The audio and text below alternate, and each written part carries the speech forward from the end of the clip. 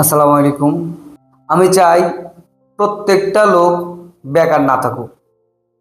শুধুমাত্র বেকারদেরকে লাইন করার জন্য আমি আমার এই প্রতিষ্ঠানটি দিয়েছি।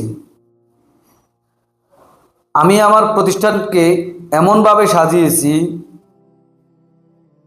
এখানে দেখেন আমার অনেক অর্থ আমি ব্যয় করেছি।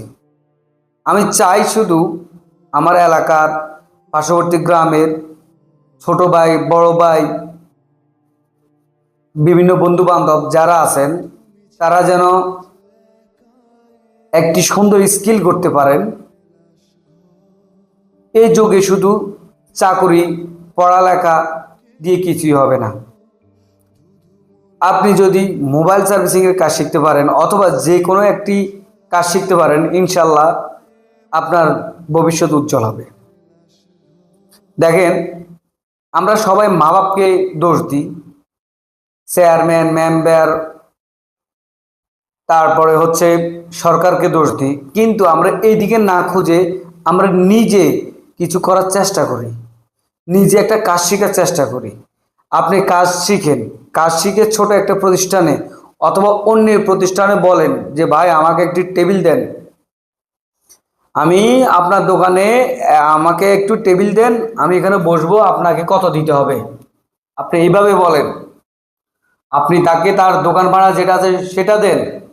আমি আপনাকে গ্যারান্টি দিচ্ছি, আপনি আমাদের এখান থেকে কাজ শেখার পরে আপনি ন্যূনতম মান্থলি 30 থেকে 40 হাজার টাকা ইনকাম করতে পারবেন, একদম ন্যূনতম।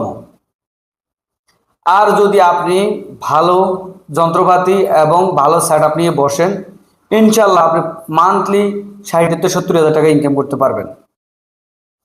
আমি আপনাকে জবান দিচ্ছি, আপনি পারবেনই পারবেন। তো অথবা আপনি যদি বিদেশ যাবেন, আপনি বাইরে আসতে যাবেন, ঠিক আছে, আপনি বাইরে আসতে যান, সমস্যা নেই, কিন্তু আপনি একটি কাজ শিখে যান।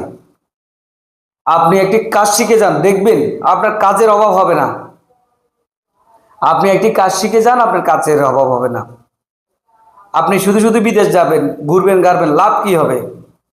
এর দোষ ওর দোষ, কত দোষ দিবেন? যখন আপনি একটা কাজ জানবেন সবাই আপনাকে খুঁজবে, তখন আপনি কাউকে খুঁজতে হবে না, আপনি কাজ খুঁজতে হবে না, সবাই আপনাকে খুঁজবে, কাজ আপনাকে খুঁজবে, টাকা আপনার পিছনে দৌড়াবে। আপনি টাকার পিছনে দৌড়াবেন কেন?